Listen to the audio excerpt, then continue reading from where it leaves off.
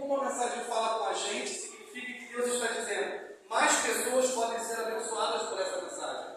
Portanto, não deixe que nada roube a sua atenção. Se o colega do lado começar a dormir, cutuca ele para ele acordar. Se ele chamar a sua atenção e quiser bater papo com você, fala assim: ô, está me atrapalhando. Fala com o cara. Não tem problema não. Com certeza você vai ser abençoado.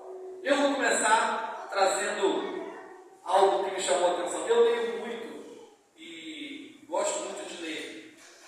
E eu estou lendo um livro de um autor norte-americano, é um best-seller, muito lido. E ele traz algo que me chamou muita atenção. Eu e minha esposa, nós estamos ultimamente pensando muito em um tema chamado adoração. Nós temos lido sobre esse assunto, orado sobre isso, buscado na Bíblia sobre esse tema. E quando eu começo a ler esse livro, o capítulo 1 traz algumas coisas que me chamaram a atenção de forma gigantesca. Eu gostaria de pedir ao Xande para botar na tela para mim algumas coisas. Vocês sabem quem é esse cara do meio, esse baixinho do meio aqui? Tem um policial, um delegado e um baixinho no meio. Esse cara é conhecido, muito conhecido nos Estados Unidos, não é um conhecido nosso, mas nos Estados Unidos ele é muito conhecido. O nome desse cara é Chugan. Isso mesmo, Chugan. Chugan era um grande criminoso, um assassino de aluguel da década de 20 e 30. Matou diversas pessoas. E durante 3 meses ele foi perseguido e o grupo de pessoas, mais de 150 policiais fizeram um cerco para pegar esse baixinho aqui, ó. E ele sozinho trocava tiro com 150 pessoas. 10.000 pessoas assistiram à caçada pela televisão. E quando ele foi preso, ele disse a seguinte frase: isso é o que eu consegui por defender pessoas mais. Chugan dizia que ele era um homem bom e que defendia pessoas mais. O assassino de aluguel dizia isso.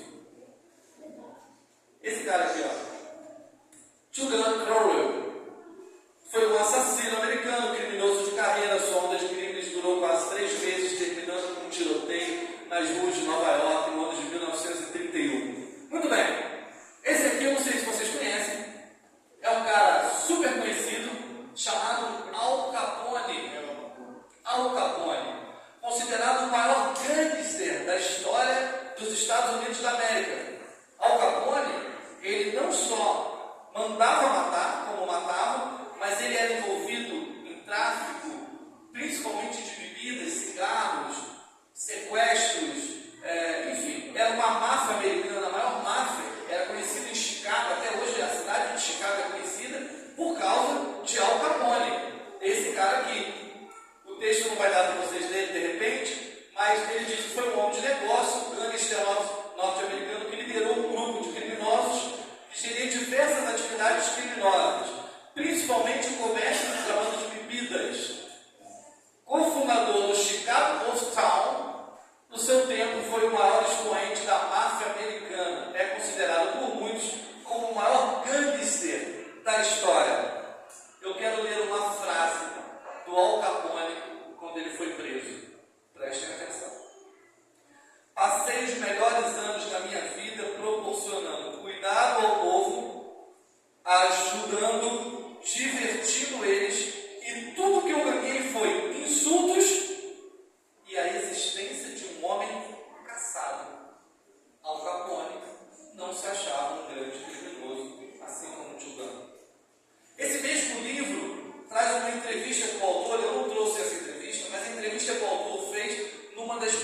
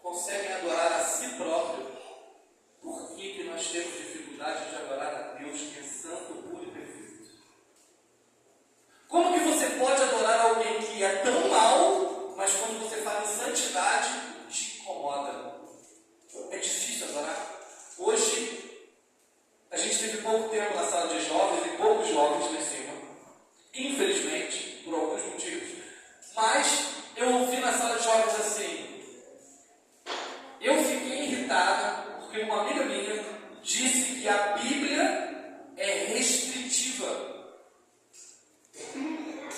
A Bíblia é restritiva. A palavra de Deus que te leva para o céu, que te conduz a Jesus, que te traz salvação, que te leva à santidade, ela não é boa. Mas a criminalidade me faz santo. Eu me auto-adoro. Como é possível?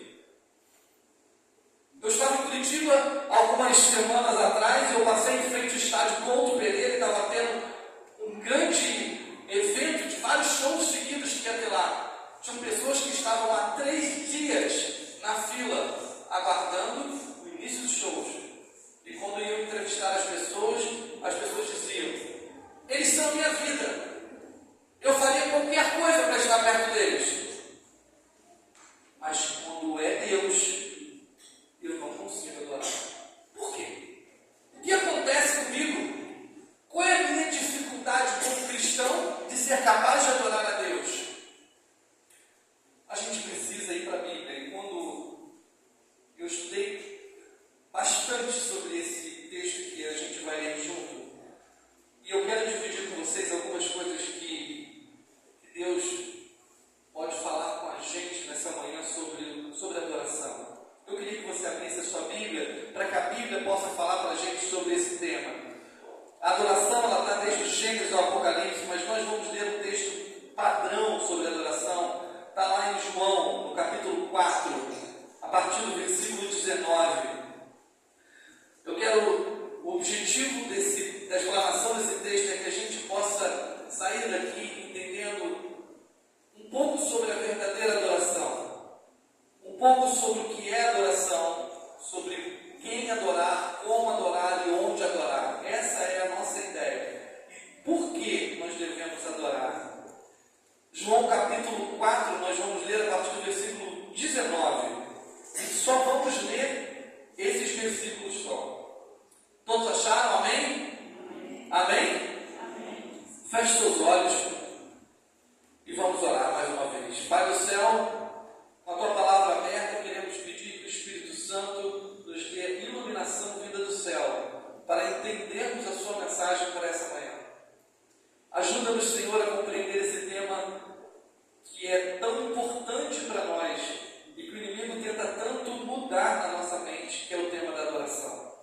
Aceita, Senhor, essa oração e o estudo da nossa palavra como adoração ao Senhor e nos faça entender o que o Senhor espera de nós como adoradores.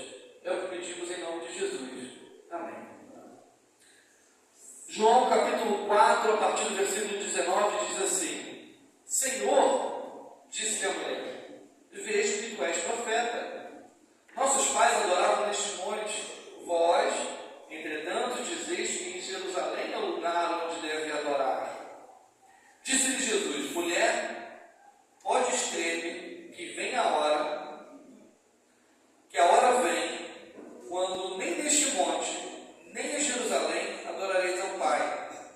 Vós adorais o que não conheceis, e nós adoramos o que conhecemos, porque a salvação vem dos judeus. Versículo 23. Mas vem a hora e já chegou, aonde os verdadeiros adoradores adorarão o Pai em espírito e em verdade, porque são estes que os pais procuram para seus adoradores. Deus é espírito, e importa que os seus adoradores o adorem em espírito e em verdade. Eu sei, respondeu a mulher, que há de vir o Messias chamado Cristo. Quando ele vier, nos anunciará todas essas coisas. Disse-lhe, porém, Jesus: eu o sou, eu que falo contigo. Só até aqui. Vamos entender. Essa história é uma história bem conhecida. É a história onde Jesus, depois de uma longa caminhada, para num poço para tomar água. Imagina caminhar no deserto no sol quente. A gente sai com um grupo de desbravadores e eles saem animados porque nós vamos fazer uma caminhada na mata. E a gente fala assim: vamos caminhar 3 quilômetros. Eles dizem: não, vamos 10. Quando a gente andou 800 metros, eles falam: nossa, Tito, não cansamos.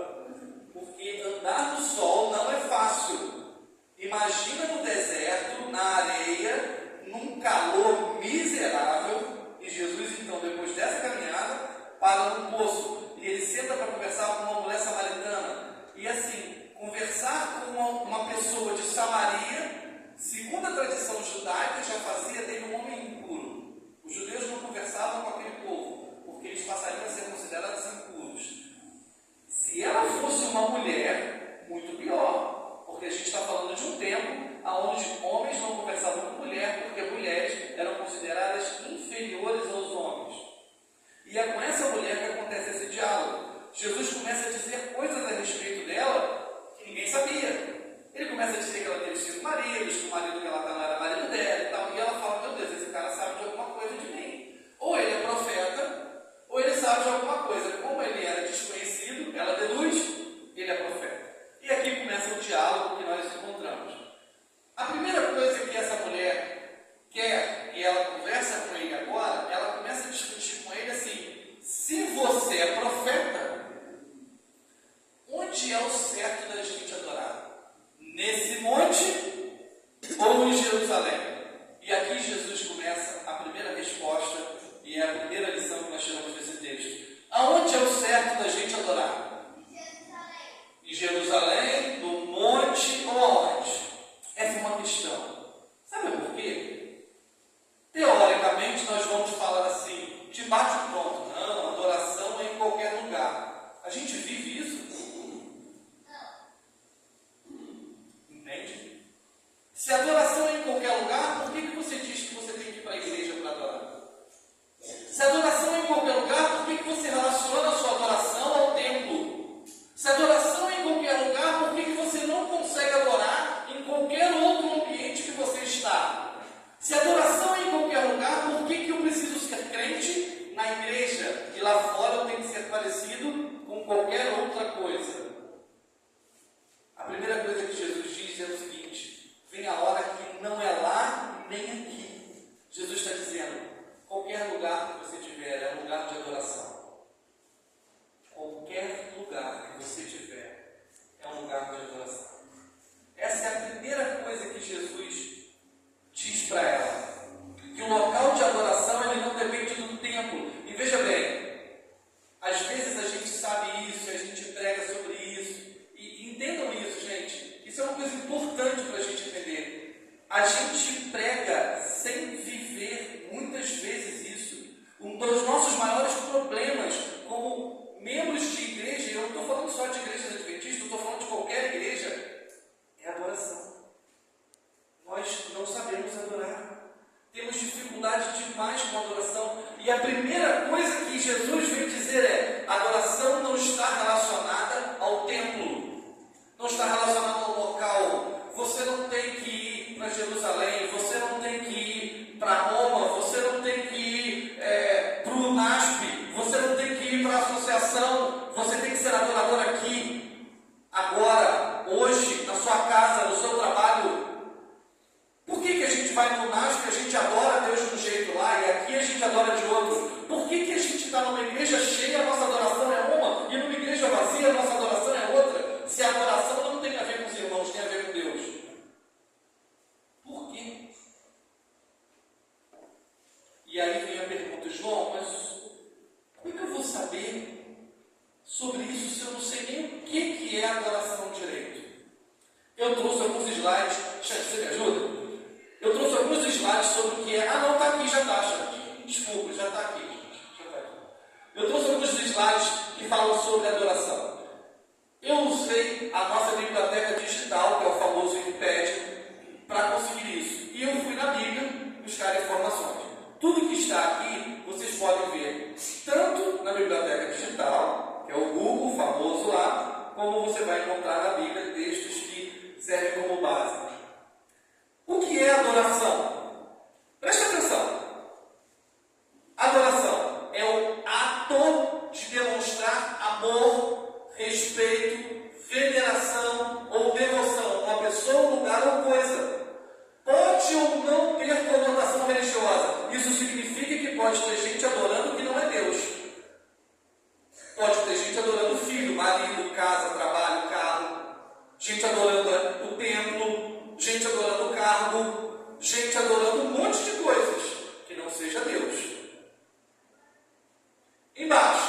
Quando a gente fala em religião, a religião, a adoração é uma forma mais profunda de reverência. É uma participação ativa no enaltecimento da glória de Deus. É uma resposta da revelação de quem Deus é. É um movimento do coração do homem em direção a Deus. E é um relacionamento com Deus. Ou seja, quando eu falo de Bíblia, não existe adoração sem relacionamento com Deus. E não existe adoração sem amor.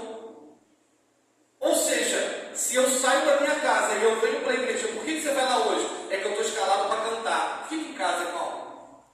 Fica em casa. Se tu não está vindo por amor, fica em casa. Porque você não está vindo adorar, você está vindo cumprir um compromisso. Deus não precisa dos seus favores, nem dos meus. Deus quer a nossa adoração. Porque a adoração ela é por amor. E quando é por amor, ela não é um fardo, ela não é pesada, ela não é cansativa, ela não é um problema. Eu faço naturalmente. Você está entendendo? É importante a gente entender que a adoração está relacionada a amor e a relacionamento com Deus. João, mas não, você está enganado, é porque isso aí foi escrito em outro idioma, é que no idioma hoje é diferente. Espera aí. A palavra grega adoração é proskuneo. Olha o que significa: prostrar-se ou prestar homenagem a alguém.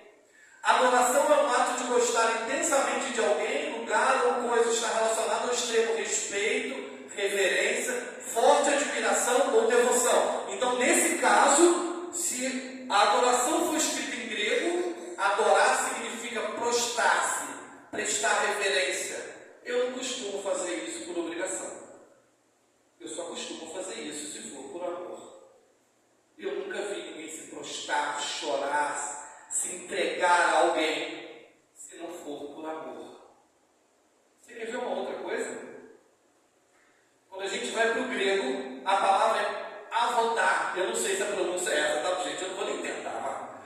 A palavra é avodar. Significa serviço ou trabalho. Avodar reúne ideias de adoração e trabalho. Ou seja, é impossível trabalhar para Deus se você não está adorando. O serviço na obra de Deus é o mesmo que adorar a Deus. É possível que eu esteja prestando uma adoração pobre, rasa e medíocre a Deus quando eu faço as coisas por obrigação na casa de Deus. A gente precisa parar de brincar de ser cristão. A gente precisa levar o tema de adoração como uma forma séria, com seriedade. E aí a gente volta agora para o texto. Vamos lá. Vamos lá. Eu gostaria de ler com vocês só o versículo 23 e 24 de novo. Vamos lá? Eu acho que esse era o último slide, era. Vamos lá, só o versículo 23 e 24. A gente já entendeu o que é adoração. Jesus já disse que a adoração não tem lugar. A gente entendeu que a adoração tem a ver com amor, com serviço e com se prostrar, com reverência.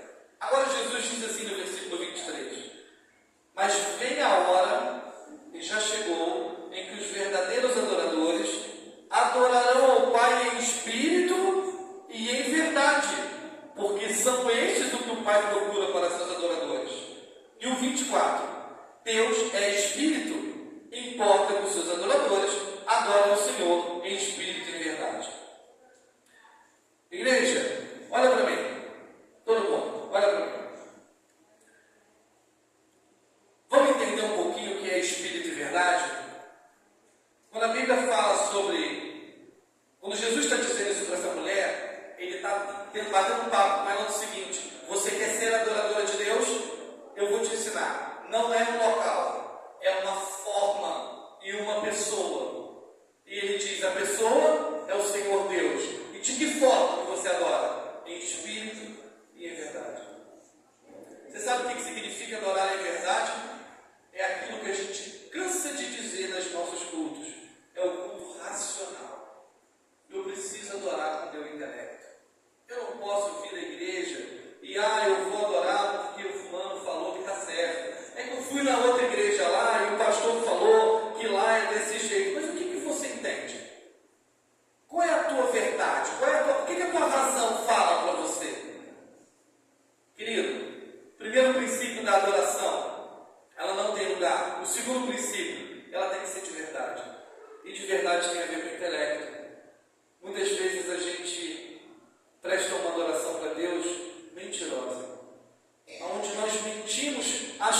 estamos enganando a Deus, porque a gente não está com os nossos intelectos aqui. Você quer ver uma coisa?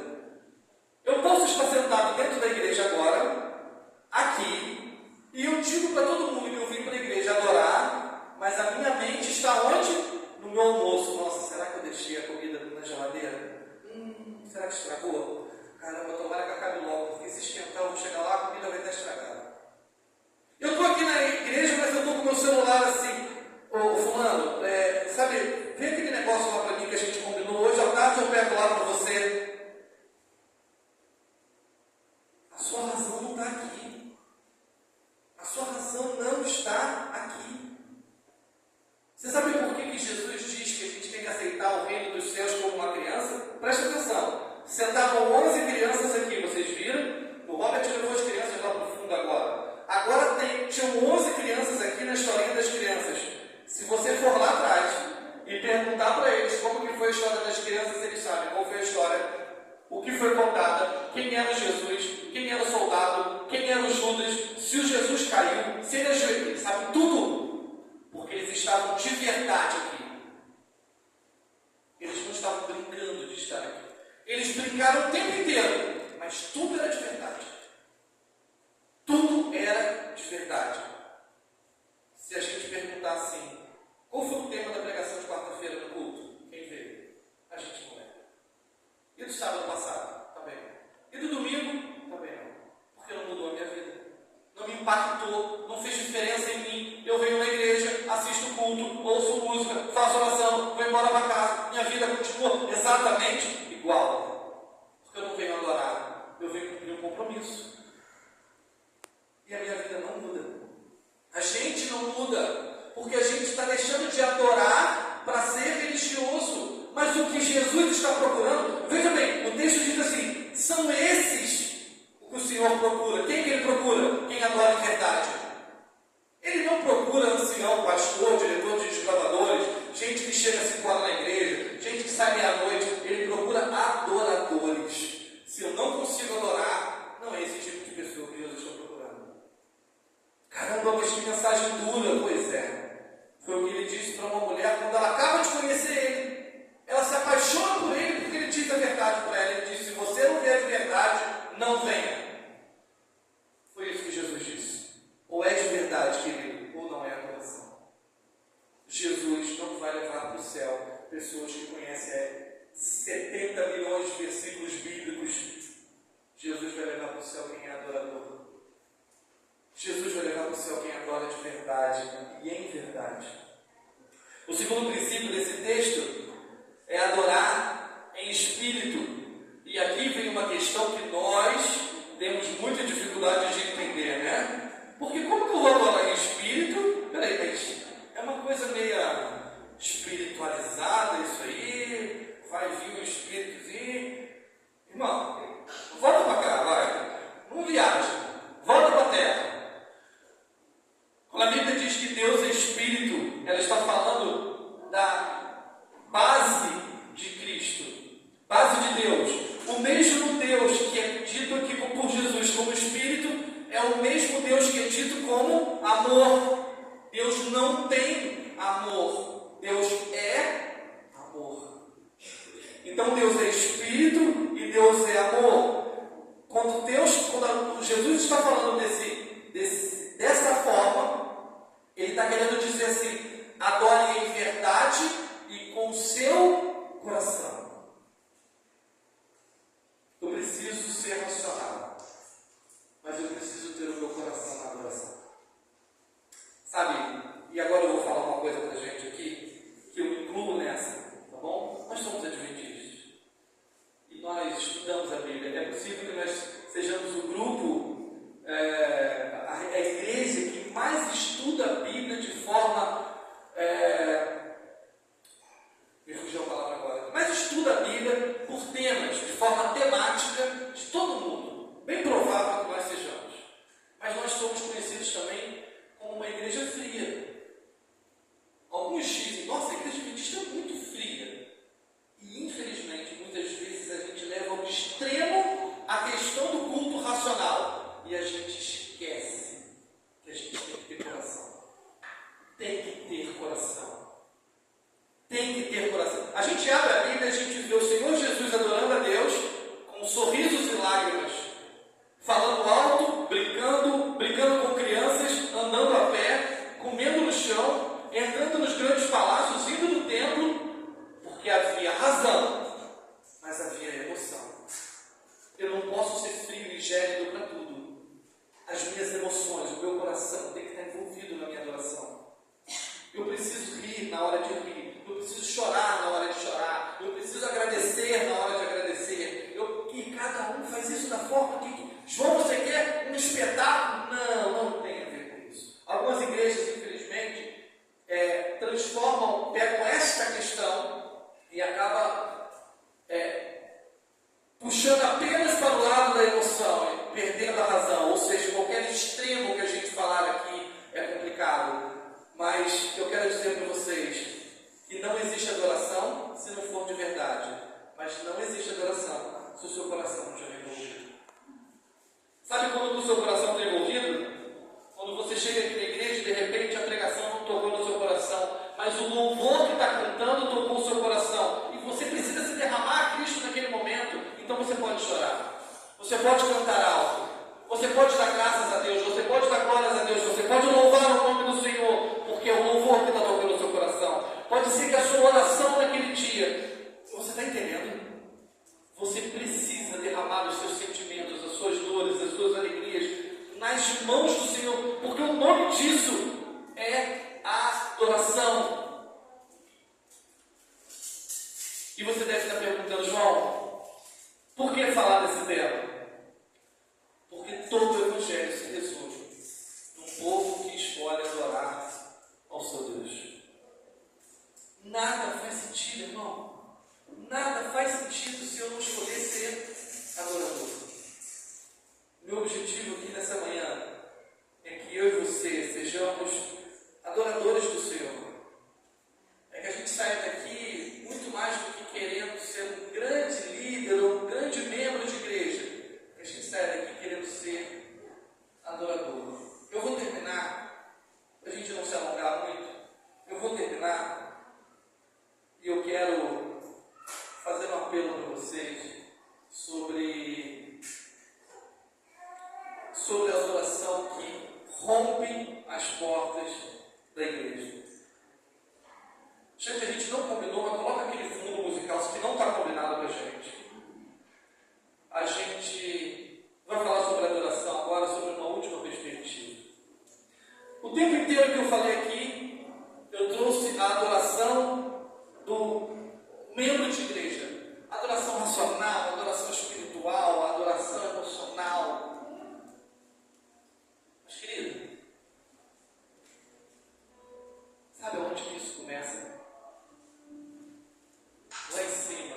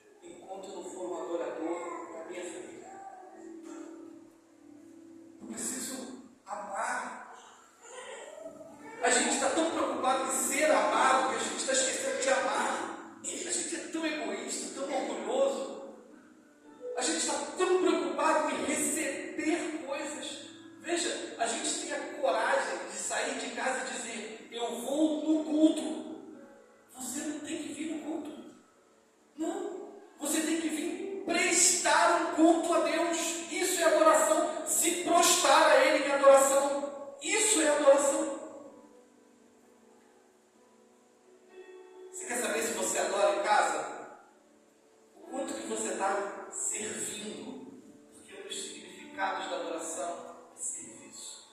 O quanto que você está oferecendo para as pessoas que moram com você? Você quer saber se você está adorando? O quanto que você está amando as pessoas que vivem com você? Quando Jesus olha para você e Ele vê você e alguém, Ele fala, puxa, que bom, ele é um adorador. Ela é uma adoradora. Ou Ele fala, que pena, ele não entendeu nada ainda. A gente vem para a igreja querendo dar aula de teologia, dizer que está certo e errado. Isso não faz a menor diferença se a gente não aprender a adorar as pessoas. Adorar Deus através do nosso amor pelas pessoas. Isso não faz o menor sentido. Não faz o menor sentido. Veja bem, a gente vê Jesus 3 anos e meio chorando, rindo, se relacionando com as pessoas. Mas quantas vezes ele deu aula de teologia? Jesus não se preocupava. Você está entendendo? Foram mais de 2. Mas era através do testemunho. Hoje nós vamos sair para entregar livros. O Impacto de Esperança foi criado para que a gente causasse um impacto em toda a América do Sul. Mas você quer impactar a vida das pessoas? Dê um abraço a quem pegar o livro. Não entrega só o livro. Entrega amor. Entrega carinho. Entrega Jesus. Diz para a pessoa. Sabe, você quer impactar a vida de alguém? Testemunhe para a pessoa quem você é.